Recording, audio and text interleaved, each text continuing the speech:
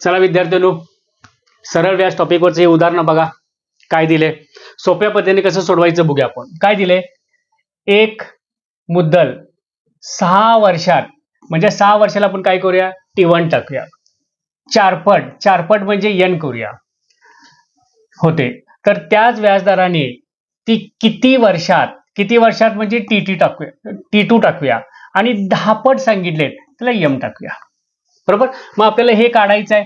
पहिला सूत्र, साधं सूत्र बघा, T1 भागिले n वजा m बरोबर T2 भागिले m वजा n. T1 म्हणजे काय, 6 वर्ष. n म्हणजे काय, 4 पट, 4 वजा 1 बरोबर. T2 काढायचे आपल्याला, भागिले m म्हणजे किती, 10 वजा 1. आलं का. म्हणजे 6 भागिले 4 वजा 1 किती, 3. T2 10 वजा 1 किती, 9. T2 किती येते, 6 भागिले 3 इंटू 9. 3 एके 3, 3 त्रिक 9. किती आलं, 18 आलं बघा. उत्तर 18 येते. म्हणजे अशा प्रकारचं उदाहरण तुम्ही ह्या फॉर्म्युला जर सोडवलं तर पटदेशील परीक्षेमध्ये तुम्ही उदाहरणं सोडवू शकता. लक्षात ठेवा. अशा अनेक प्रकारचे जर उदाहरणं तुम्हाला सोडवायची असतील तर आमचं YouTube चॅनल फॉलो करा, लाईक करा, शेअर करा. त्याचबरोबर मित्रांना सुद्धा काय करा, पाठवून ह्याचा फायदा घ्या.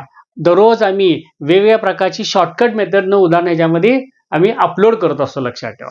त्याचबरोबर जाता सध्या 2026ला ज्या जाहिराती येणार आहेत, SSC आणि पोलीस कॉन्स्टेबल, ह्या दोन्हीसाठी आमच्याकडे सध्या बॅचेस सुरू आहेत. त्याचबरोबर याच्यामध्ये आम्ही बेसिक सगळं कव्हर करणार आहे. खास बुद्धिमत्ता आणि गणित वरती विशेष भर, जिथं आउट ऑफ तुम्हाला मार्क्स मिळवून देणार आहे. प्रत्येक विषयाचे वेगळे शिक्षक आहे. 100% यशाची खात्री देतो.